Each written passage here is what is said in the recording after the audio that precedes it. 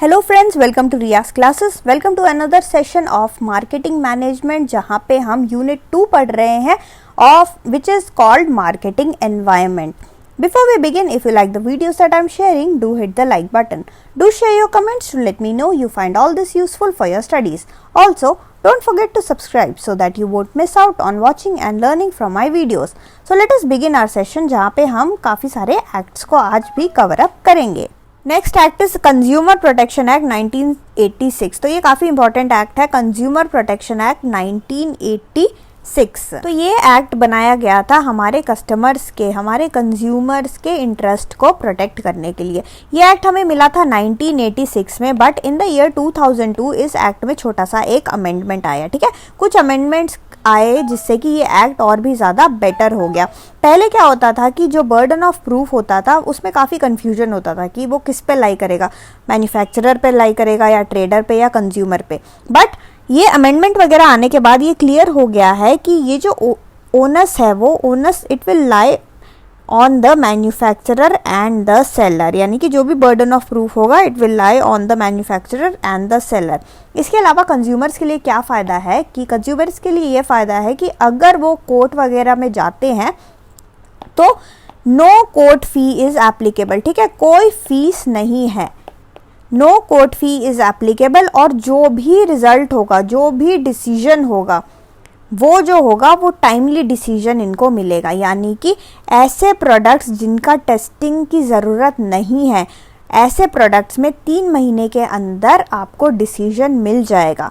But कुछ ऐसे products होते हैं जिसमें टेस्टिंग वगैरह की ज़रूरत पड़ती है ना, उनकी क्वालिटी चेकिंग वगैरह करनी पड़ती है।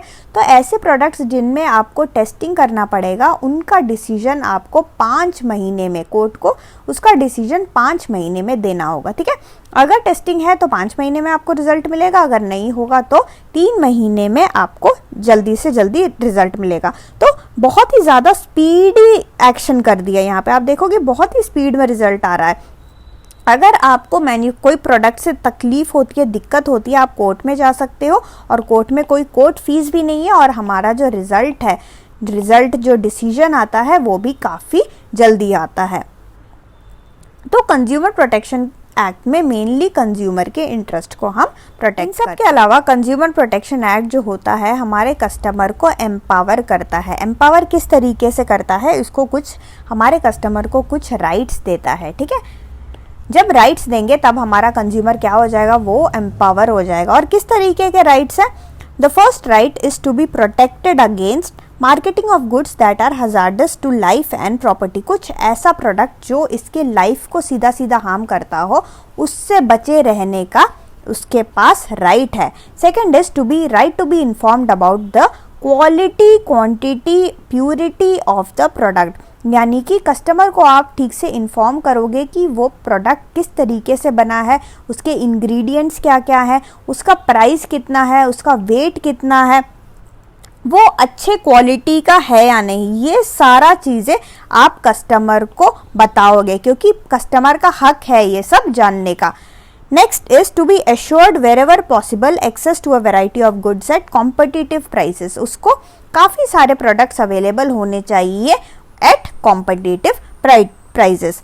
नेक्स्ट, अगर उसको उस प्रोडक्ट से कोई भी दिक्कत होती है तो he has the right to be heard. Also he has the right to seek redressal against any unfair trade practices. कोई भी अनफेयर ट्रेड प्रैक्टिसेस अगर हो रहा हो, अगर कस्टमर का एक्सप्लॉयटेशन किसी भी तरीके का हो रहा हो, तो उसके पास ये फुल राइट है कि वो जाके कोर्ट में केस फाइल करे। Finally, to consumer education. इसके अलावा कंज्यूमर प्रोटेक्शन एक्ट में कंज्यूमर को एजुकेशन भी दी जाती है रिगार्डिंग किस तरीके से प्रोडक्ट मिलता है, किस तरीके से प्राइसिंग होता है। कस्टमर को आप देखोगे कि टीवी में रेगुलरली ऐड आते हैं कि बिल लो, रिसीट लो हमेशा दुकानदार से, है ना।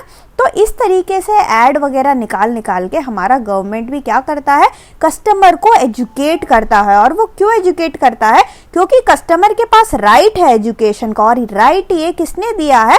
ये कंज्यूमर प्रोटेक्शन एक्ट 1986 ने ये राइट, ये सारे के सारे राइट हमारे कस्टमर को दिया है। नेक्स्ट एक्ट हमारे पास आता है द एनवायरमेंट प्रोटेक्शन एक्ट 1986। 1986 में हमें मिला द एनवायरमेंट प्रोटेक्शन एक्ट। तो अगर एनवायरमेंट की बात करें, एनवायरमेंट में सब कुछ आता है, ये बस खाली लिविंग या नॉन लिविंग नहीं, इसमें एयर, पानी, लैंड, हर चीज आता है उसमें एनवायरमेंट में।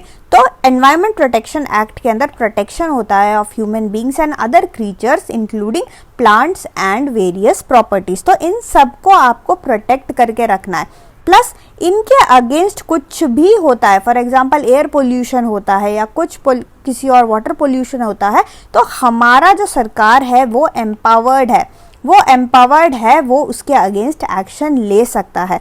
किसी भी तरीके का पोल्यूशन होता अगर हमारा गवर्नमेंट बॉडी, कोई भी सिविक अथॉरिटी अगर देखे कि हमारे एनवायरनमेंट को कोई चीज़ पोल्यूट कर रही है, तो उनके पास पूरा का पूरा राइट है कि वो पेनल्टी वगैरह लगाएं उस ऐसे कंपनियों पे जो कि हमारा एनवायरनमेंट को पोल्यूट कर रहे हैं। तो एनवायरनमेंट प्रोटेक्शन एक्ट के अंदर हम क्या करते हैं, प्रोटेक्शन कर रहे हैं of human beings and other creatures, plants and also various property. Next हमारे पास आता है bureau of Indian standards act 1986 में हमें मिला bureau of Indian standards act. तो ये bureau of Indian standard act हमें मिला 1986 में। इसका मेन 3 काम है। इसका मेन काम है standardisation, marking and quality certification. Quality को सर्टिफाई करना, एक प्रॉपर स्टैंडर्ड बनाना, यानी कि एक बेंचमार्क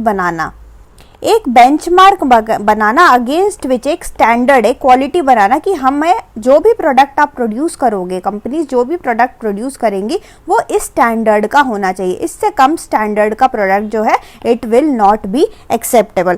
तो 1947 की अगर हम बात करें, 1947 में इंडियन स्टैंडर्ड इंस्टीट्यूशन को एस्टैब्लिश किया गया था इंडिया में, पर ये काफ़ी ज़्यादा छोटे स्टेज पे था उस टाइम।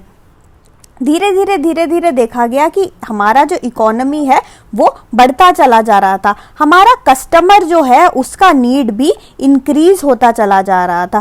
तो एक नेशनल स्ट्रैटेजी बनाया गया जिसमें ये देखा गया कि अगर हमको ग्रो करना है, हमारा उस टाइम तो वैसे ग्रो ही हो रहा था, अगर हमको और भी ज़्यादा डेवलप करना है तो हमारे एक नेशन का स्ट्रैटेजी होना चाहिए। ठीक है, एक नेशनल स्ट्रैटेजी होना चाहिए जिसके अंतर्गत क्या कहा गया कि जो पब्लिक सेक्टर है और जो प्राइवेट सेक्टर है इंक्लूडिंग स्मॉल स्केल इंडस्ट्रीज, ये सब हायर स्टैंडर्ड ऑफ प्रोडक्ट बनाएंगी। तो एक तरीके का बेंचमार्क क्रिएट कर दिया गवर्नमेंट ने कि आप इस स्टैंडर्ड से ज़्यादा स्टैंडर्ड का आप प्रोडक्ट बनाओगे, जिसके कारण ताकि हमारा जो इकोनॉमी है वो डेवलप हो और जो भी हमारे प्रोडक्ट्स है वो काफ़ी ज़्यादा स्ट्रांग हो, काफ़ी ज़्यादा टक्कर के प्रोडक्ट हो in comparison to the competitors, और साथ में हमारा जो कस्टमर है उसको काफ़ी ज़्यादा अच्छा प्रोडक्ट मिले।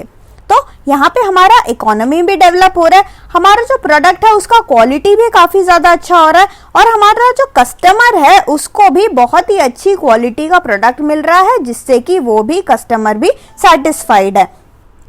तो ये सारा ऑब्जेक्टिव को अचीव करने के लिए ही हमारा ये वाला एक्ट बना जो कि था bureau of Indian standard act. ठीक है, so bureau of Indian standard act का मेन मकसद यही है, स्टैंडर्डाइजेशन, एक स्टैंडर्ड बनाना, मार्किंग और क्वालिटी सर्टिफिकेशन। ठीक है, तो ये 3 काम मेन काम होता है under the Bureau of Indian standard Act 1986। So here ends your session. और भी एक्ट्स है जो कि हम नेक्स्ट सेशन में कवर अप करेंगे। Thank you so much for watching. Like, share and subscribe to Riyaz classes. Thank you and bye bye.